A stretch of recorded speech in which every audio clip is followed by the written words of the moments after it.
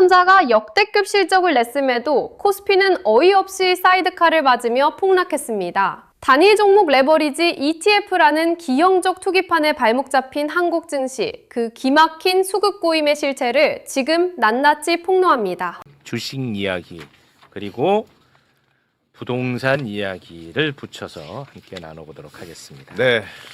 저도 좀 스트레스가 많습니다.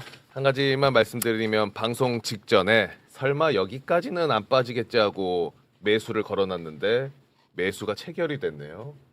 자, 관련 이야기 저희 화풀이를 좀 받아줘야 될 분들입니다. 두 분 함께 하겠습니다. 먼저 이광수 소장님 박수로 맞이합니다. 예, 네. 안녕하세요. 이광수입니다. 누구 죽었어요? 고개 드세요. 네. 자, 그리고 박근영 부장님 박수로 맞이합니다. 네. 안녕하십니까, 박근혜입니다. 안녕하십니까? 아직 이제 인사 나눴으니까. 안녕하십니까? 아직 이제 인사 나눴으니까. 일단 오늘 코스피 그래프 예. 한번 보고 갈까요? 코스피 와, 뭔데? 7,200. 근데 이제 지금 현재는 7,226 정도 되고 있습니다. 그 몇 퍼센트 빠진 거예요? 5.5%. 5.5%. 예. 네. 일단은 오늘요. 우리 부장님. 네. 부장님은 이제 또 부동산 이슈를 다룰 때는 좀 불편해 하시니까 주식 이야기를 먼저 다루고 그리고 부동산 이야기를 좀 다루면 좋을 것 같아요. 네. 왜냐하면 이분은 또 재개발 조합장이거든요.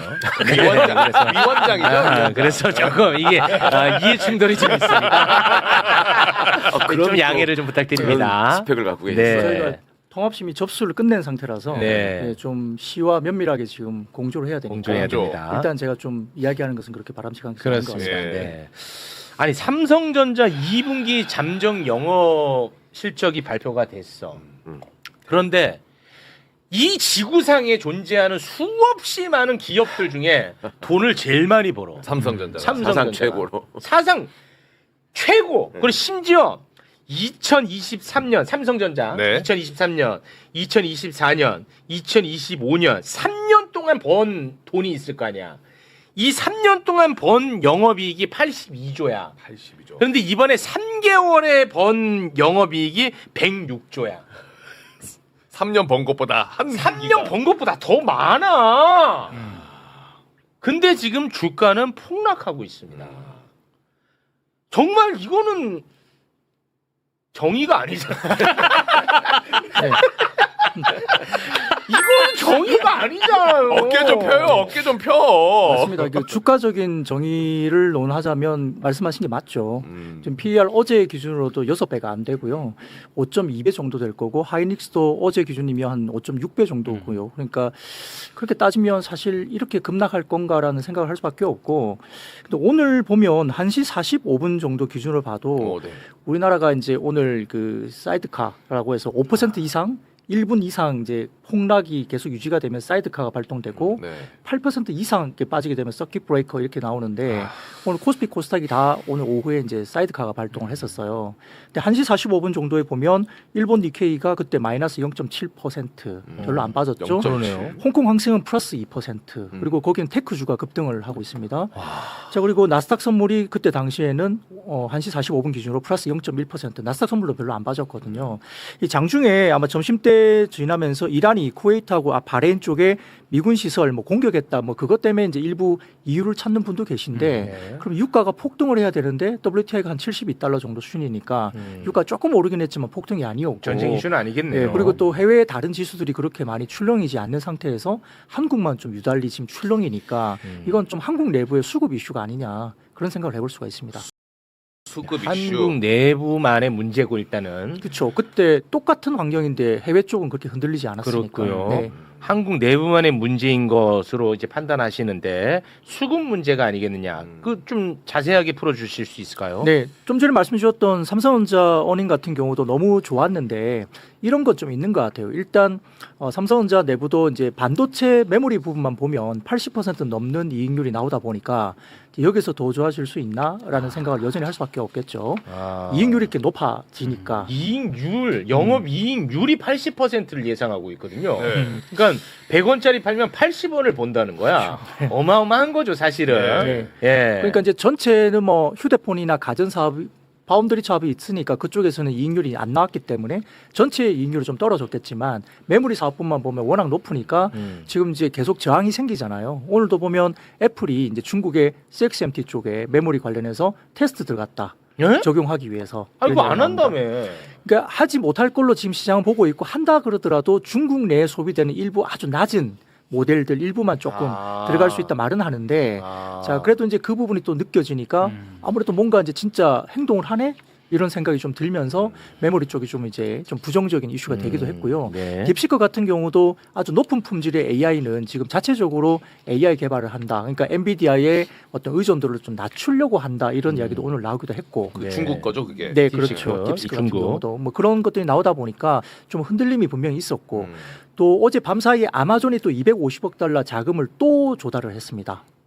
250억 달러를. 250억 달러 자금을 조달했어요, 아마존이. 네, 또 조달했는데 그 어떤 의미예요 그게? 이제 캐펙스를 하기 위해서 자금 조달을 계속 하는 거죠. 그러니까 네. 돈이 많으면 내부 자금으로 계속 돌릴 텐데 그런 돈들을 이제 좀 마르다 보니까 이제 외부에서 조달을 하는 거죠. 근데 중요한 포인트는 뭐냐면 그 전에 자금 조달을 더 큰 규모로 했었거든요. 네. 근데 그때 자금이 모였던 것과 이번엔 250억 달러는 그때보다 좀 작은 규모인데 네. 이번에 모인 자금이 절반 정도밖에 안 된 거예요. 어. 그러니까 성공을 했죠. 그러니까 250억 달러보다 많은 돈이 들어왔지만 네. 그 직전에 훨씬 더 큰 규모로 많이 자금 조달을 했었는데 그때 모인 돈보다는 이번에 모인 돈이 한 절반밖에 안 되더라. 그러니까 자금 조달 자체도 좀 부담스럽긴 한데 네. 예, 뭐 내부에 돈이 많으면 소위 말하는 우리가 잉여 현금 흐름이라 그래가지고 FCF 제가 한번 사진도 보여드렸잖아요. 자, 그런 것들이 이제 있었는데 점점점 말라가는데 조달도 하니까 돈도 좀 덜 모이는 것 같고 이제 그런 것들 영향을 미친 것들로 좀 있습니다. 근데 그게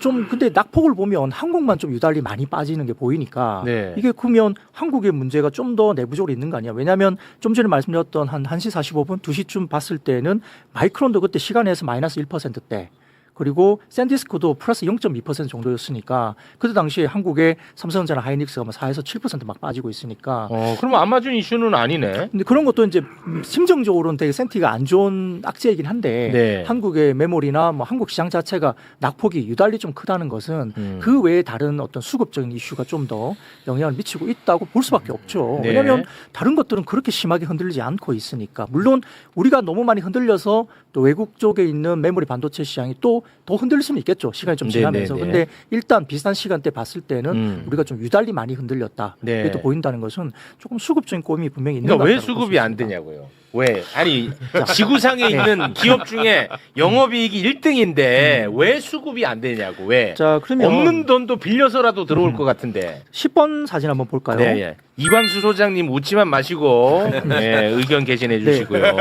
10번 사진 보면 이게 블룸버그에서 딱 이 부분을 좀 찍었는데요. 약간 다릅니다. 왜냐하면 저게 위쪽에는 SK 하이닉스고 이제 두 번째는 삼성이거든요. 저 표에서 보면 검은색 막대 그래프가 보이고 그 다음에 오렌지 색깔, 노란 색깔 막대 그래프가 보입니다. 네. 아래쪽에 검은색은 하루 일평균 거래대금이에요. 일평균 네. 거래대금. 하이닉스와 삼성전자 일평균 거래대금인데 오렌지 색깔로 보이는 게 ETF, 단일 종목 ETF의 규모입니다.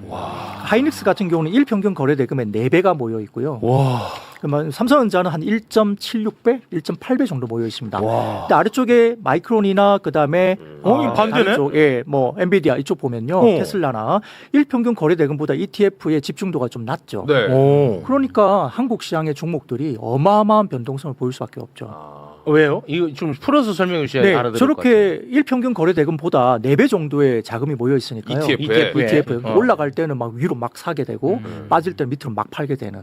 누가? ETF를 가진 쪽에서. 운영하는 ETF를 쪽에서. 운영하는 네, 그렇죠. 기관에서 네, 그렇죠. 뭐 기관은 금융 투자로 보이는 ETF로 볼 수 있는데 네. 이게 뭐 한국뿐만 아니라 해외 쪽도 다 ETF 합계니까 해외 쪽에서도 나올 수도 있고 한국 내에서도 나올 수 있고. 그러니까 저 ETF가 레버리지 ETF예요.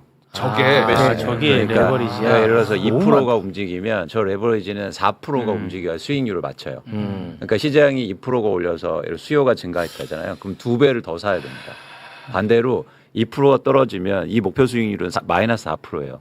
그러니까 그만큼 더 많이 파는 거죠. 그러니까 저 규모가 커질수록 또 그 규모 살고 파는 규모도 더 커지는 거야. 그래서 시장의 변동성을 굉장히 키우고 있다. 단일 종목 레버리지. 이게 금감 원장님이 이게 본인들도 좀 문제가 있다고 생각한다 이런 얘기를 공식적으로 했잖아요. 예. 근데 저 ETF 상품을 팔려면 금감원이 인가를 해줘야지 팔 수 있었던 거잖아요. 그럼요. 그러니까 그 얘기를 하는 거잖아요. 맞습니다. 그럼 그거 이렇게 취소해버릴 수도 있는 거예요, 그냥? 지금 안 되죠. 그러니까 저희가 이제 고민을 좀 해봐야 되는데 일단 취소도 가능하다고 전 보거든요. 그러니까 법적으로는 가능한 거예요. 네, 근데 한다고만 하면. 뭐 상장 폐지가 가능하지 않을까 저는 그렇게 생각하는데 기존에 이제 투자자들이 있으니까 그렇죠. 어떻게 잘 안착시키느냐 그러니까 그런 쪽으로 이제 가야 되는데 여러 가지 방안은 있습니다. 예를 들어서 저 투자를 일반인들한테 좀 규제를 그러니까 벽을 높이는 거죠. 예를 들면은 뭐 증거금이라든가 전문 투자자만 하도록 한다든가 네. 그렇게 해서 좀 지금 다 할 수 있잖아요. 누구나. 어떤 일이었냐면 한 2시간 정도 교육받으면 그냥 저거 할 수 있었거든요. 그러다 보니까 개인 투자자들이 막 저걸 사고 이렇게 하면서 변동성을 컸다. 그래서 일단 그런 벽을 높이는 걸 먼저 하면 어떨까라는 생각을 좀 하고 그러니까 있어요. 곱하기 2, 곱하기 4도 있어요? 아니요. 아직은. 곱하기 4까지는 없어요. 그럼 곱하기 2. 예. 그러니까 오를 땐 더 빨리 오르고 많이 내릴 땐 사요. 더 빨리 빠지는데 그렇죠. 거기 플러스 그럼 ETF면은 한 종목만 그런 게 아니라 거기 많이 과일 바구니에 다른 종목도 들어가 있을까? 근데 저건 단일 종목 ETF. 아, 요건 단일 ETF예요. 그런데 삼성전자, SK하이닉스만 있는 거예요. 아, 네, 그런데 중요한 게 뭐냐면 삼성전자, SK하이닉스가 우리나라 주식시장의 60%를 차지하고 있으니까 저게 변동을 크게 만들면 전체 시장이 흔들리는 거죠. 전체적으로. 그리고 또 하나 어떤 문제도 있었냐면 저런데 투자 자금이 몰리면서 아까 말한 건 순자산 규모가 커졌다는 거거든요. 그러면서 새로운 자금은 유입 없이 다른 주식을 팔고 들어왔단 말이에요. 아, 그렇겠죠. 그래서 예를 들어서 코스닥이나 뭐 이런 시장은 막 아, 더 거기는 네. 망가져 더 있고. 어려운 거죠. 자, 그러면 이제 하나만 더 이해하기 쉽게 5번 자료 한번 띄워주시면 얼마나 몰리고 있는가가 보입니다. 5번 자료 보시면 왼쪽에 보시면요. 국내 상장 단일 레버리지 ETF의 16개 총합에 대한 거래인데요. 코스피 전체 거래 대금 내의 비중입니다. 지금 제일 왼쪽 자료에 스타트가 5월 27일이거든요. 올해 5월 27일. 네. 그때는 전체 코스피 거래 대금의 뭐 한 10%에서 5% 이 정도 왔다 갔다 했었어요. 불과 얼마 전에. 근데 지금 최근에 보세요. 7월 접어드니까 단일 레버리지 ETF의 30%가 이쪽으로 거래가 몰리는 거죠. 예, 거기다가 오른쪽 보십시오. 최근에 홍콩에 상장돼 있는 삼성전자, SK하이닉스의 2배짜리 ETF 수급이 막 들어오잖아요. 그쪽도. 예. 그러니까 돈들이 엄청 몰리고 있으니까 저런 쏠림 현상이 더욱더 심해지고 네. 빠지기 시작하니까 더더욱 또 지금 불안해지고요. 네. 빠지고 어제 제가 일부 이제 헤지펀드 본부장하고 잠깐 대화를 나눴는데 모든 기관의 공통적인 사안은 아닙니다만 일부 이제 공격적인 절대 수익을 이제 추구하는 헤지펀드 기관들이 이제 소위 말하는 손절매, 로스컷을 어떻게 하냐 제가 물어봤거든요. 너무 변동성이 크고 많이 빠지니까 네. 로스컷의 규정이 어떻게 됩니까? 물어봤더니 이래요. 예를 들어서 어떤 종목을 한 10,000원에 샀어요. 네. 그 기관 매니저가. 네. 근데 급등을 해갖고 20,000원까지 올랐다고 가정을 합시다. 네. 그럼 수익이 나 있잖아요. 네. 근데 그 매니저가 샀던 10,000원의 기준에 그 다음에 20,000원까지 갔으면 그 고점 기준으로 예를 들어 한 20에서 25% 본인들의 규정에 따라서 고점에서 20에서 25% 빠지면 로스컷 손절을 한다는 거예요. 자동이에요? 팔아버린다. 아. 그러니까 실제로 매매는 수익은 나겠지만 고점에서 이제 20에서 25% 빠지면 손절을 하니까 그 주식을 다 팔아버리는 거죠. 그러니까 17,800원 되면 팔아버린다는 네네 거예요? 비워버린다는 거예요. 근데 이제 삼성전자 하이닉스 같은 경우는 이제 시장을 따라가는 소위 말하는 벤치마킹 종목이니까 그건 비중이 늘어도 뭐 리포트를 써서라도 이제 내부적으로 품위를 받아서 팔지는 않을 수 있는데 다른 종목들은 팔아야 되는 그런 상황이 생기니까 네. 이제 기계적으로 또 매도가 지금처럼 이제 변동성 커지면서 네. 확 밀려버리면 수익이 난 구간이고 고점 대비 그 정도 빠지면 팔아야 되는 것도 있으니까 네. 그게 규모가 얼마든 간에 어쨌든 좀 부정적인 영향도 지금처럼 변동성이 하방으로 커지면 물리적으로 일단 네. 물량에 대한 부담도 상당히 생길 수 있다. 아니 그 지금까지 이제 그 레버리지 ETF 관련해 가지고는 이 변동성이 심한 이유에 대한 설명은 돼. 네. 근데 지구상에서 그러니까 삼성전자가 돈을 제일 많이 벌었는데 이게 제일 궁금해. 왜 그 방향성이 하방이냐는 거야, 하방. 돈을 이렇게 벌었고 지구상의 1등이라잖아요.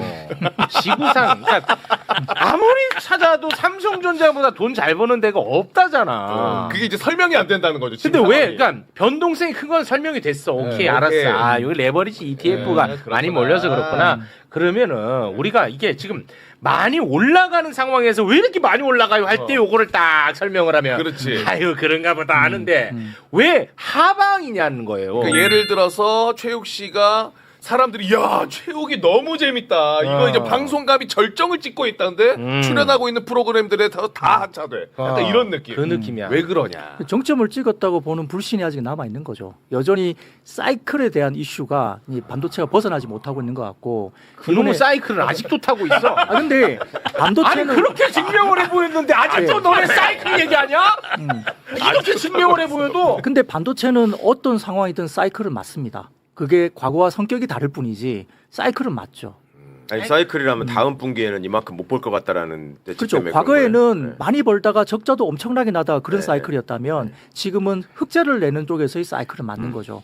근데 그때는 적자가 규모도 너무 깊게 나오니까 그래서 PER이라는 개념을 이제 적용을 못 하고 자산 가치 기준으로 평가를 할 수밖에 없었다. 이런 논리인데 이제 그걸 바꾸는 과정에서 이제는 흑자 쪽에서의 사이클인데 그러면 네. 과거처럼 자산 기준이 아니라 소위 말하면 돈을 얼마나 버는데 거기에 따라서 이제 얼마 정도의 이제 배수를 주느냐 바꿔야 된다. 그런 논리로 이제 나오는데 네. 강해지고 있습니다. 그런 의견들이. 아, 그러나 여전히 강해져요. 이제 예전의 사이클에 딱 이제 그게 모건 스탠리거든요. 모건 스탠리가 어제 뭐라 했냐면 AI가 너무 많이 올랐다. 메모리 반도체가. 아, 모건 스탠리. 그래서 하이퍼스케일러 소위 말하는 거기에다 곡괭이를 사주던 애들 그런 애들을 지금은 너무 많이 빠지니까 사고 메모리 반도체는 팔아라.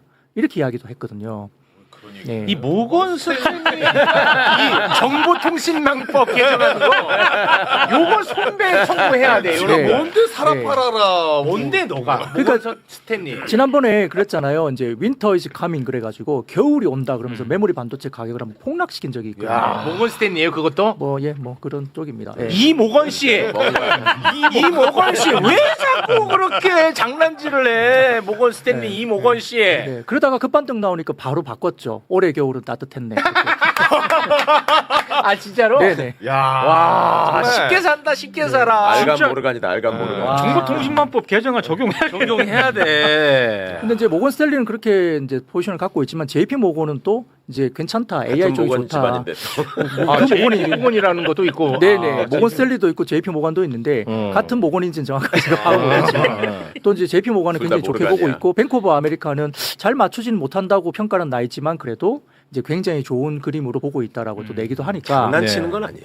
모르겠습니다. 저는 양쪽이 그쪽에 한 표를 던집니다. 트럼프 같이 하는 것 같은데. 네. 근데 이제 논리적인 모순이 좀 있는 게 이제 모건 스탠리가 반도체 주식을 팔고 빅테크 회사 주식을 사자는 거예요. 네. 근데 AI 그거 데이터 아니야? 센터는 빅테크 회사들이 투자하는 거거든요. 그러니까. 그러니까 모순이 네. 순환 참조의 모순이 생기는 거예요. 네. 그러니까 빅테크 회사들이 잘 돼야 반도체도 많이 쓰잖아요. 당연하죠. 뭔 말이야? 근데 이게 지금 이해가 안 되는 에포트고 어쨌든 이건 중요한 건 아니고 제가 볼 때 왜 지금 삼성전자 이익을 이렇게 어마어마한 실적을 냈는데도 네. 시장에서 왜 그걸 인정받지 못하고 있느냐. 네. 결국 이게 핵심인데 그게 핵심이죠. 저는 어떤 생각을 갖고 있냐면 이런 거예요. 삼성전자가 1분기 실적으로 57조 원 영업이익을 냈습니다. 그리고 2분기에는 89조 원을 냈고요. 네. 전 세계에서 가장 이익을 많이 내는 회사가 그동안은 엔비디아가 82조 원 정도 됐어요. 그게 최고 기록이에요. 네, 그렇습니다. 최근에.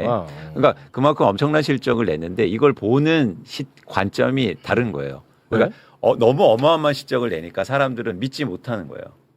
그러니까 이 비유를 저는 이렇게 드리는데 예를 들어서 열심히 공부해서 그동안 50점 맞던 학생이 네. 아들이 수학 점수를 100점 맞고 왔어요. 그랬더니 갑자기 선생님이 이러는 거예요. 너 컨닝했지? 못 믿겠는데? 지금 이런 상황이다. 아니 그러니까 너무 벌어둔 문제야. 아니 우리 반에 100점짜리가 나 하나인데 누구 걸 베꼈다는 거야. 그렇죠. 그렇죠. 근데 뭐 어쨌든 베꼈다고 지금 얘기하는 거예요. 교과서 보고. 와. 네. 근데 그런 상황이면 제가 부모여도 너 혹시 뭐 아니지? 그 다음 시험에 또 100점 나올까? 바로 그 그게 지점이에요. 그거죠. 다음 시험에 100점 나올까? 야, 다음 시험에 근데 100점이 나오면 이제는 이거는 믿겠죠. 이제는 그때는 믿기 믿겠지. 시작하지. 그때 또 말 바꾸지 마라. 진짜 그때 말 바꾸지 마라. 우리 아들이 해낼 줄 알았다. 진짜 아니 지난번에도 그랬어. 1분기 때 52조 나왔을 때 그때도 만점이야 52조. 다음에는 너가 이 정도 성적 안 나올 것 같다고 의심했었거든. 그때도 그래서 이번에 106조로 아이씨 그냥 올백을 맞아버린 거야. 그러니까 또 의심을 하네. 그리고 그게 의심 하나고 두 번째 의심이 뭐냐면 자꾸 이런 요구를 하는 거예요. 100점을 맞아왔는데 다음엔 120점 맞을 수 있어? 라고 얘기합니다. 이건 불가능해요. 이건 문제가 아니, 열 문제인데 어떻게 120점을 맞습니까? 지금 시장에서 이 얘기를 하고 있어요. 그런데 만약에 100점이라는 게 만점이라는 거 알고 다음 점수 때도 100점을 맞아오면 전 충분히 이건 해소 가능하다. 다음에는 해소 가능. 네, 그래서 그럴 건 봅니다. 전 믿음을 갖고 있고요. 아니 그러면 한 분기 지금 다음 분기 영업 실적 발표까지는 이렇게 죽상하고 다녀야 되는 거예요? 이제 시기적으로 보면 7월 네. 말쯤에 7월 말. 빅테크들이 이제 컨퍼런스 콜이나 실적 발표가 7월 있을 텐데 22일입니다. 구글. 네. 많이 7월 22일. 그렇죠. 우리는 그날만 보고 그게 있습니다. 중요합니다. 네. 7월 말에는 확정 영업이익 나옵니다. 어제는 잠정이었고. 제가 좀 궁금한데요. 제가 매불쇼 나오기 전에는 그거 아셨어요? 네? 제가 매불쇼 나오기 전에 그거 아셨어요? 몰랐죠. 아니 요새 주소로 다니는데요? 결국은 제가 나온 뒤에 공부를 하신다는 이야기죠. 네. 굉장히 중요한 포인트입니다. 그러니까 7월 이제 하순 정도 되면 이제 그 빅테크들이 실적을 발표하면서 캐펙스 관련된 부분들의 언급이 분명히 있을 거고 거기에서 확인이 될 것 같아요. 여전히 우리가 공격적으로 할 거다 그러면 믿고 이제 변화가 될 거고 그때는 진짜 그때 믿을 만약에 거지. 그때 막 우리 잘 모르겠는데 메타처럼 뭐 또 이상한 이야기를 한다 이러면 좀 진짜 갸우뚱해질 수도 있는 거니까 그게 되게 좀 중요한 하나의 이벤트가 될 수 있습니다. 아니 그 메타 이슈는 아직도 유효하게 받아들이고 있어요. 그 뭐 클라우드인지 뭔지 그 돈 받고 잉여 판다는 거 그거 아직도 유효한 걸로 받아들여요? 아니면은 그거 메타 저거 저 입을 꼬매야 된다는 말이에요? 아니 그러니까 어느 쪽이에요 지금 시장은? 답변이 정해져 있는 거 이게 아니야? 주식시장은 주가가 빠지면 빠지는 이유가 모두가 진실이 돼버려요. 빠지면. 그래서 지금 빠지기 때문에 그런 얘기들이 다 그거 이유가 있다, 논리가 있다 이렇게 이제 받아들이는 거죠. 그래서 중요한 건 뭐냐면 이제 다른 이유들이 나오면서 주가가 반등하면 또 그런 주가 상승 이유들이 나오겠죠. 저는 조금 더 우리가 장기적으로 좀 봤으면 좋겠다 이 상황을. 그러니까 주가를 장기적으로 뭐 보자는 관점은 아니고 예를 들어서 AI 투자가 지금 지속되지 않고 지속되고 있잖아요. 네. 그런데 이제 우려가 있는 거죠. 이게 언제까지 지속될 건데. 그런 우려는 그런데 있겠죠. 그 출발점을 저는 달리 봐야 된다고 보고 있는데 무슨 얘기냐면 지금 시장에서는 이 투자를 비용으로 인식해요. 시장이죠. 투자를 비용으로. 네, 그러니까 예를 들어서 아마존이나 구글이 막 투자를 하잖아요. 네. 아까 뭐 바로 부장님 수익이 안 얘기하시처럼 나니까. 회사채를 발행해서 그걸 해 돈을 써 이렇게 얘기한다고요. 그렇겠죠. 돈을 쓰는 게 아니에요. 아니요? 투자하는 거잖아요. 투자. 그러니까 예를 들어서 제가 부동산 얘기할 건데 내가 내 집 마련 알차게 돈 모아서 내 집 마련 하는 걸 돈 쓴다고 얘기합니까? 그 투자지. 투자죠. 내 집 마련 하는 거죠. 지금 수많은 빅테크 회사들은 투자를 하고 있다고요. 미래 성장을 위해서. 까먹는 돈이 아니라는 맞아요. 그런데 자꾸 비용으로 생각해요. 너 그렇게 비용 많이 쓸 수 있어? 너 그렇게 현금 없는데 돈 쓸 수 있어? 아니라고요. 이거는 지금 생존을 위한 성장을 위한 투자예요. 예를 들어서 대한민국이 지금 AI 소버린 한다, AI 투자한다고 그래서 메가 프로젝트 발표했죠. 네. 그거를 대한민국이 돈 엄청나게 쓰네. 이거 바보들 아니야? 이렇게 얘기하는 사람이 있습니까? 없죠. 그런데 지금 빅테크 회사들의 투자를 그런 관점으로 얘기하고 있다고요. 그래서 돈 계속 못 쓸 거야. 계속 그렇게 비싸게 못 쓸 거지. 아니요. 이거는 생존과 성장을 위한 투자예요. 계속해 나갈 겁니다. 그러려면. 한마디 더 붙이면 이게 저도 이제 대표님 말씀에 정말 공감하는 게 오늘 그 이야기가 나왔어요. 중국 쪽에서 네. 여태까지는 개방형 모델로 이제 싸게 이제 미국 쪽에도 많이 들어갔잖아요. 근데 오늘 이야기가 중국 쪽에서 AI가? 그 중국의 최고 AI 모델에 대한 해외 접근을 제한하는 방안을 중국 쪽에서 검토하고 있다. 맞겠다. 그러니까 이제 어느 정도 이제 확산되고 싼 건 좀 갔으니까 최고 사양 모델은 우리도 막을 거야. 그러니까 이거 패권 싸움이에요. 미국과 중국의 AI 패권 싸움이기 때문에 이거 죽고 사냐의 문제이지 네. 돈을 좀 쓰고 말고의 문제는 아니죠. 그러니까 AI 투자는 좀 길게 보면 단기로 봐서는 야, 돈 많이 쓰네, 뭐 돈을 버냐 이걸 물어볼 수도 있지만 네. 흔들리겠죠. 거기에서는 많이 오르기도 했고 짧게 많이 올랐기 때문에. 근데 결국 패권 싸움에서 이거는 죽고 살기의 문제인데 이걸 중간에 멈출 수가 없어. 네, 하다가 멈춘다? 이건 아닌 거 같아요. 이거는 안 돼. 네, 네. 멈출 수가 없어. 멈출 수가 없구나. 멈추는 순간 그냥 죽는 거예요. 중국한테 다 먹히는 거야. 그러니까 기업도 똑같아요. 멈추는 순간 그냥 죽는 거죠. 그러니까 이거는 사느냐 죽느냐의 게임이기 때문에 그런 상황 속에서 대한민국 기업들이 돈을 벌고 있다. 그래서 그러니까 뭐 중국이 데이터 센터를 만드나 미국이 만드나 반도체 필요해요, 안 필요해요? 필요하죠. 필요하죠. 그래서 대한민국 기업들이 더 중요하게 여겨지는 거예요. 네. 그리고 지금 반도체 가격이 그러니까 전통적인 메모리 반도체 가격이 급등하고 있어요. 네. 근데 그것도 한번 살펴볼 필요가 있어요. 왜 그걸 쓰는 사람들이 그렇게 가격을 계속 높여가면서 쓸까? 반드시 필요하니까. 맞습니다. 아니면 벌써 줄였어요. 아니면 그렇게 안 사요. 안 사. 예를 들어서 우리 호박 파차 있잖아요. 네. 이거 가격 엄청나게 비싸면 이거는 쓰는 거잖아요. 비용이잖아요. 네. 그러면 수요가 줄게 돼 있습니다. 그렇습니다. 그런데 디램 가격이 아무리 올라도 이건 반드시 필요한 거예요. 그래서 그 50% 깎아서 지금 팔고 있습니다. 그래요? 그러면 수요가 증가하죠. 그건 비용이야 우리 입장에서는. 맞아요. 왜냐하면 가격이 올라가면 안 쓸 테니까. 아니 그보다는 이건 알려야 되니까. 요거는 나중에는 계속 올릴 거예요. 이거 맛있습니다. 맛있어요. 그리고 중독되는 순간 바로 올릴 겁니다. 제가 저번에 요거 이렇게 잠깐 얘기해줬다고 집에 요거 한 10병 왔더라고요. 사장님이 10병 보내주셨어요. 아이고 맞습니다. 네. 이게 지혁 씨가 맛 없다고 한 거 아니에요? 아, 네. 아니, 개인 취향. 개인 취향으로 호박 파차는 맛없다. 저는 좋아합니다. 저는 굉장히 좋아합니다. 네, 제 개인 취향이었습니다. 예. 네, 자 그래서요. 네. 그래서 이제 코스피로 보면 오늘 저점이 잠깐 7,200포인트가 코스피가 잠깐 깨졌을 거예요. 잠깐. 근데 우리가 역사적으로 이제 멀티플 PER로 봤을 때 6.27배가 역사적 최저점을 보였던 적이 있습니다. 6.27배 정도가. 그 기준으로 따지면 코스피가 지금 현재 7,250포인트가 6.27배로 계산이 되거든요. 오늘 근데 7,200을 잠깐 깼으니까 어떻게 보면 오늘은 역사적인 최저점까지 찍었다. 역시 예, 최저점이야. 밸류에이션으로 보면 예. 그걸 찍고 올라왔으니까 아니 코스피 생긴 일의 최저점이라는 거의 최근 말씀이에요? 저점이에요. 예. 코스피 생긴 일의 최저점을 찍었대 오늘. 밸류에이션 상으로는 그렇습니다. 오늘이 제일 싼 날이라는 겁니다, 여러분. 우주에서 제일 돈 잘 버는 기업이 있고요. 오늘이 제일 싼 날이랍니다. 그래놓고 내일 또 떨어져라. 씨. 근데 주식시장은 단기적으로 보면 마치 투표 계량기 같이 움직이거든요. 투표? 투표처럼. 그러니까 인기 있는 쪽에 막 돈이 몰리고 왜냐하면 표를 그렇게 던지니까.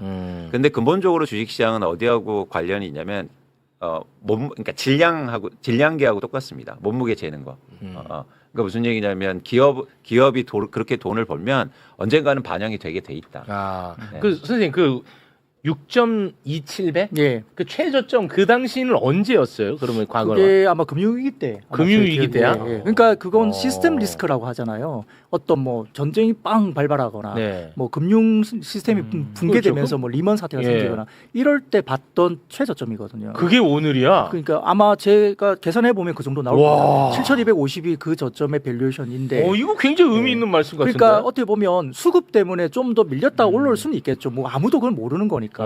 팔자 때문에 수급 때문에 잠깐 더 빠질 수는 있는데 지금 자리에서 던지는 게 좀 더 실익이 있을까? 아니면 좀 버티는 게 실익이 있을까? 그 부분을 본다면 던지는 게 좀 실익은 좀 적지 않을까라는 생각은 조심스럽게 해봅니다. 예. 과거의 사례를 비교해봤을 때는 그렇다는 그렇다고 해서 거죠. 뭐 오늘 찍었으니까 오늘 사세요 그건 아니에요. 그건 아닙니다. 좀 안정이 되고 또 욕먹을 수 있습니다. 네, 좀 안정이 되고 좀 확인될 때 들어가셔도 된다. 그래서 조금 길게 보고 보는 장에서는 지금은 조금 그런 부분에서 좀 편안해져야지 들어가죠. 이게 심리 싸움이잖아요. 네, 그렇죠. 뭐 얼마나 가치가 싸고 비싸고 이것도 중요하지만 사실 보면 이게 센티먼트가 되게 중요하고 수급을 이길 수는 없거든요. 아무리 비싸도 사주는 측이 많아지면 계속 올라가는 거고 그러면 이제 거품이 생기는 거고 아무리 싸도 심리적으로 살 만한 어떤 수급 주체나 센티가 없으면 찔찔찔 거릴 수밖에 없는 상태이기 때문에 그러면 네. 받아주지 못하면 또 이제 던지고 그런 게 나올 수 있으니까 좀 그런 어떤 심리적인 수급이 좀 안정될 때 좀 지켜보시다가 좀 천천히 들어가시고 만약에 사시더라도 지금과 같은 투매가 나오면 이제 나누어서 사야 되죠. 나누어서. 나눠서. 네. 그러니까 한 번에 확 사는 것보다는 좀 나누어서 사는 게 전략적으로 좀 유리하다 볼 수 예. 있습니다. 그 반도체 얘기 좀 그만하고 코스닥 얘기 좀 해달라는 분들이 꽤 많은데요. 코스닥이 오늘 뭐 매우 안 좋습니까? 800포인트가 깨졌죠. 네.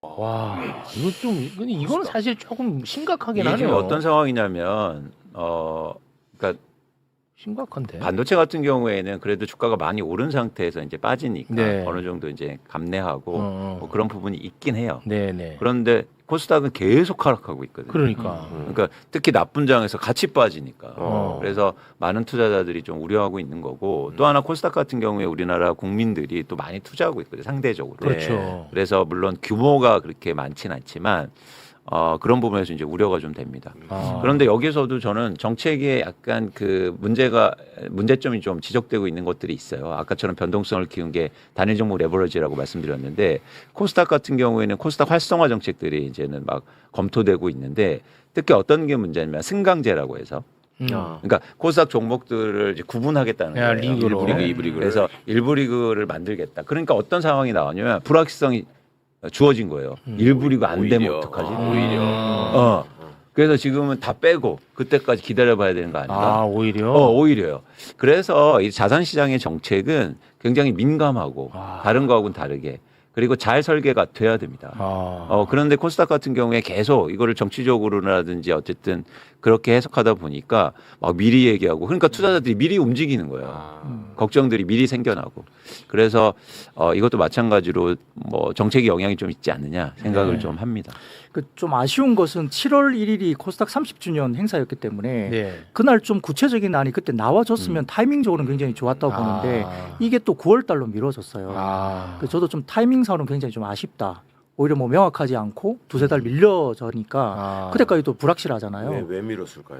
그건 저도 뭐 정책적인 부분이라. 그 날짜 해야지. 그러니까 의원님 이게 어떤 문제냐면 그러니까 이따 이제 부동산도 얘기 드리겠지만 어떤 정책을 얘기하면서 자꾸 일종의 민원을 들어요. 네. 그러니까 여론이든지 민원이 들어가니까 세상에 목소리는 너무 의식하고. 많으니까. 이렇게 하다가 그러니까 민원을 하는 사람들은 누굽니까? 불만이 있는 사람이 있어요. 그렇죠. 찬성하는 사람들은 민원이 없어요. 그렇지. 그러면 불만이 들어가면 그럼 조금 생각해보고 좀 나중에 해볼까? 이렇게 들어간단 말이에요. 그래서 정책은 하면 딱 해야 됩니다. 그 다음에 교정해 나가는 거예요. 그렇죠. 그런데 시작되기도 전에 자꾸 이거 해볼까요? 한 다음에 민원 들어. 그래서 2달 미뤄볼까요? 이건 좀 뭐 승강제 예를 들어서 아까 1부 리그를 90개에서 그럼 100개로 늘어볼까요? 이러니까 시장을 움직이지 못하는 거예요. 정책이. 불씨만 커지고 불확실성이. 그래서 자산시장의 정책은 굉장히 조심스럽게 잘 설계되고 만들어져야 된다. 네. 민원을 듣는 문제가 아니에요, 이건. 알겠습니다. 네. 그러면은 주식 관련해서 혹시 뭐 부장님 더 하실 말씀이 있으실까요? 네, 뭐 특별한 이야기 드릴 건 없긴 한데요. 1번만 한번 볼게요. 1번. 네. 지금 어제 기준으로 보면은 밸류가 아래쪽에 표를 보시면 이제 역사적인 저점이 보였잖아요. 제일 왼쪽 아래쪽 차트만 보시면 네. 금융위기 때 내려간 자리까지 다 내려가고 오늘 이거네. 아까 하락 말씀하신 그래프. 게 이 그래프네. 네네. 그러니까 지금 자리에서는 뭐 물론 이제 이거는 이제 펀더멘탈적인 그냥 기술적인 이제 숫자니까 이게 무조건 100% 지켜질 수는 없을 수는 있습니다만 네. 수급이 더 중요한데 그래도 이 정도라면 여기에서 내가 던져가지고 싹 비우고 뭔가 하기는 조금 안타까운 아쉬운 좀 자리니까 조금 기다려보자 말씀드리겠고요. 아니 그 최근에 막 엄청 네. 많이 오르고 그랬을 때도 보니까 네. 그렇게 많이 높은 건 아니었네. 과거의 사례랑 비교하면 기업 가치에 비해서는 낮은 거네. 네, 우리가 뭐 한 13배 정도가 이제 고점을 형성을 했었고 아래쪽에 6.27배가 이제 금융 위기 때 아주 저점을 찍었으니까 어제 기준자니까 오늘까지 빠졌으면 저것보다 더 내려가겠죠, 그죠? 네. 그러니까 지금 그 자리에 있다는 정도는 알고 계셔야 네. 되고 위에 보시면은 이제 우리나라의 지금 이제 이익단에 대한 이야기를 쭉 해놨는데요. 아직까지 추정치 그러니까 이제 월 단위나 분기 단위로 이제 시장에서 돈을 버는 것에 추정을 계속 합니다. 애널리스트들이. 네. 저는 안 애널이지만 애널리스트는 해요. 네, 안에는. 네. 네, 그렇긴 한데 이제 그분들이 추정을 하는데 아직까지는 꺾임이 없어요. 네, 그러니까 저렇게 꺾이지 않는데 지수는 계속 빠지니까 좀 너무 이제 소위 말하는 서로 다른 방향으로 가는 게 너무 좀 심해지고 어. 있다 볼 수는 있겠는 거죠. 네. 방법은 있네. 최욱 씨가 다 버려버리면 돼. 그러니까 다그 지금 그러면 쫙 근데 올라갈 거야. 그 투자를 안 하셔서 약간 농담처럼 말씀하신 것 같은데 이분들이 진짜 화가 많이 나 있어요. 네. 너 빠지라고 저한테. 왜? 내가 지금 들어가고 빠졌다고 지금 난립니다. 자기 때문에 빠졌다고? 예. 예. 이게 돈이 걸린 문제이기 때문에 아주 예민하세요. 예. 알겠습니다. 그러면은 조금 참아보자 뭐 이런 여론이 좀 많이 올라오네요. 네. 실익은 없는 거 아닌가. 저도 뭐 PB로서는 그런 상황이고요. 다만 이제 매수에 대한 어떤 심리도 열정이 많이 식었어요. 그러니까 저도 이제 프라이뱅커 PB니까 고객들 관리를 하고 이제 이분들 이제 의견을 듣고 주문을 내고 하는데 네. 대부분 좀 팔아놓고 기다리는 분들은 좀 많아요. 개인들도. 네, 지금 좀 불안하다. 현금화 시켜놓고 기다리겠다. 현금화 해놓고 네. 관망해요. 네, 다 팔기는 그렇지만 좀 팔 수 있는 거는 조금 팔아놓고 좀 관망하자 이런 심리잖아요. 어. 그러니까 이제 오늘도 연기금이 안 사주고 아까 한 2시 반쯤 보니까 연기금이 한 700억 정도 팔고 있던데 그러니까 기관들이 그렇게 사줄 수 있는 여력이 별로 없고 외국인들은 계속적으로 이제 한국 시장을 기계적인 이 재조정 때문에 좀 팔고 있잖아요. 그러니까 개인 수급밖에 없는데 개인들도 지금 좀 움츠러들어 있으니까 수급 주체가 굉장히 얇아진 거죠. 그러니까 네. 많이 빠져 있지만 좀 얇아져 있으니까 뭔가 시장을 돌릴 수 있는 변곡점이 하나 나와줘야 된다. 그 생각을 좀 가질 수 있습니다. 그거 나왔잖아 어제 변곡점. 네, 그러니까 아까 말한 대로 우주에서 제일 돈 많이 버는 회사. 변곡점 나와달라고 해서 나와줬잖아요. 네. 모르죠. 뭐 타노스가 우주를 뭐 다 깨부실지 그걸 모르니까 그런 생각도 하고 있는 것 같아요. 그러니까 서로가 이제 어떤 센티에 서로 이제 지금 어떤 싸움이 생긴 건데. 근데 사실은 어느 쪽이 더 센가 수급적으로 이걸 보면 이제 아직은 좀 부정적인 쪽이 좀 수급이 세진 것 같긴 해요 단기에. 네. 근데 저도 길게 보면 지금보다는 주가는 더 올라갈 걸 좀 보고 있고요. 네. 코스피 10,000포인트 시세도 가능하다. 지금 네. 시장의 이익을 보면 뭐 불가능한 일이 절대 아니고요. 10,000포인트도 뭐 이상한 건 아니잖아요. 이상한 건 절대 아닙니다. 네. 네, 절대 아니고 현재 그러니까 소위 말하는 주당 이익을 계산해 보고 거기에 10년 평균 밸류에이션 PER 10배를 그냥 주면 10,000포인트가 넘어요. 13배까지 주면 12,000, 13,000까지 가거든요. 근데 이제 그렇게 보면 코스피 10,000포인트 시세가 기술적으로는 어렵지 않은데 수급이 당장 지금 좀 어려운 거죠. 네. 알겠습니다. 그러면 주식 이야기는 이 정도에서 마무리를 짓겠습니다. 지금 오늘의 증시 상황 세 가지로 명확히 정리되네요. 첫째, 주가가 하락하면 온갖 가짜 논리도 진실로 포장된다는 시장의 아이러니. 둘째, AI 패권 경쟁을 위한 빅테크들의 자금 집행은 비용이 아니라 피할 수 없는 생존 투자라는 팩트. 셋째, 그 어느 곳보다 예민한 자산시장 정책을 여론 눈치 보며 질질 끄는 당국의 뼈아픈 실책입니다. 시장의 수급이 꼬였다고 해서 펀더멘털마저 사라지는 것은 아닙니다. 휘둘리지 않는 이성적인 판단으로 이 변동성 장세를 슬기롭게 극복해 나가시길 바랍니다.